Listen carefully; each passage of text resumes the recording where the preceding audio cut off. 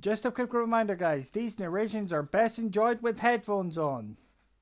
Hey everyone, this week the entire DGR editorial team reviews the latest addition to one of Bethesda's biggest franchises.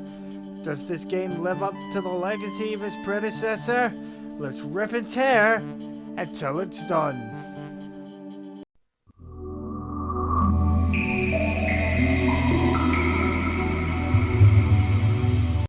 So first thing first, I'll hand you over to James for a little history lesson of the Doom series. Gladly tale, so here we go.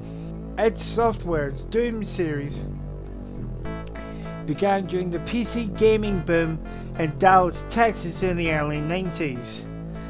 Apogee Software was taking full advantage of this trend in the industry with classics such as Raptor, Call of the Shadows, a shooter based off the highly successful Top Gun, and the PC's answer to Super Mario Kart, Wacky Wheels. In 1992, two Apogee employees left the company as the game they were developing was too controversial. The game in question is called Wolfenstein 3D.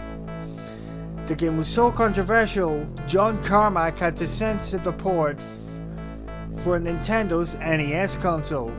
The next year, John Romero and John Carmack took the concept of Wolfenstein and expanded it further. Thus, the very first game, Doom, was created. This game was released to worldwide acclaim. Matter of fact, it became the biggest productivity killer at the time. Oh really? Do tell more.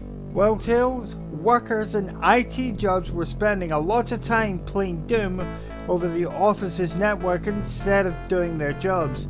No way. Oh yes, we're told. This got so bad, the id Software offices timetabled allocated times of their working weeks to play Doom. No way. Yes, we're tales. The initial success of the game made a plethora of sequels. Doom 2 Hell on Earth, Final Doom, which was a compilation of Evolution, commonly known as TNT, and the Plutone Experiment. In 2004, John Carmack gave us a sequel, Doom 3. This game was highly criticized by both the critics and the community due to the differences in pace, slow start to the campaign, and general plagiarism from Half-Life and its plot. In 2016, the franchise got its swagger back when the game we were waiting for years dropped. That game showed the world what a Doom game should be. Fast-paced, in-your-face, balls to the walls action. This year, the spiritual successor to one of the most successful games of this console generation has released today.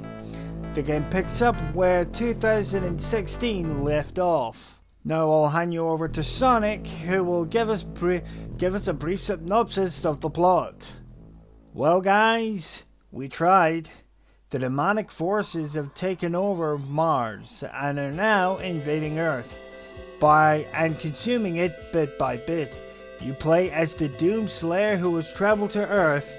It is up to you to beat back the demonic hordes and send them back to hell with their tails between their legs. The accessibility scores are as follows. Speaking of Tails, I will hand you over to Tails, who is going to cover the ability section. Okay, here we go. Visibility, we gave it 10. When it comes to accessibility, Bethesda seems to have taken it seriously, with numerous colorblind modes that can be changed on the fly. You should be able to play this game with no issue.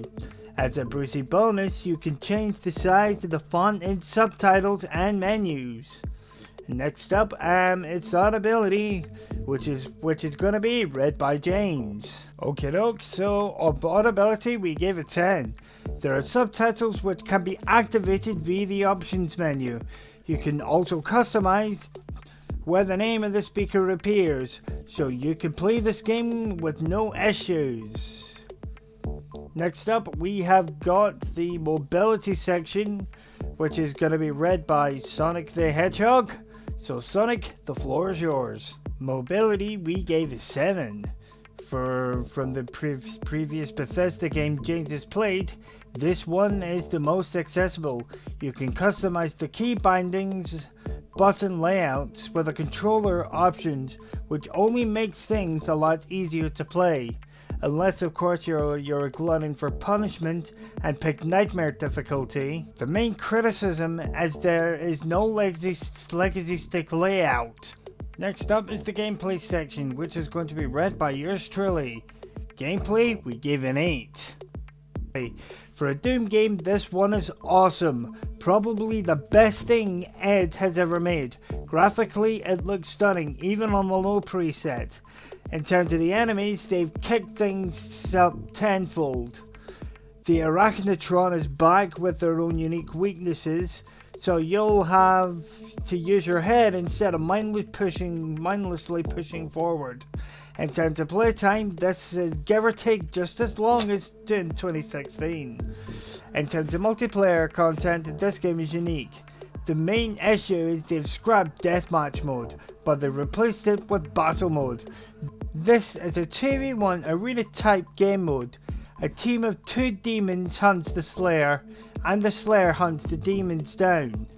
Playable demons include the Revenant with elbow-mounted rocket launchers and the Pain Elemental. The Slayer, on the other hand, has every weapon modification available in the game. If both demons are killed, the Slayer wins the round. If the Slayer gets killed, the demons win.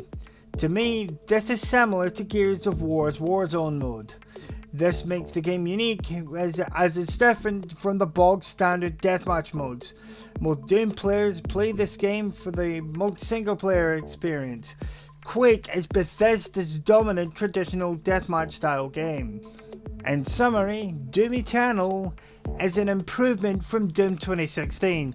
The story is exciting, the action is great, the lack of deathmatch mode may be an annoyance, but the single player experience is more than makes up for it. If you're into single player focused games, I can't recommend this game enough to you. Sure, it's a bit pricey, but the opening 20 minutes makes it worth every penny, let alone the rest of the game.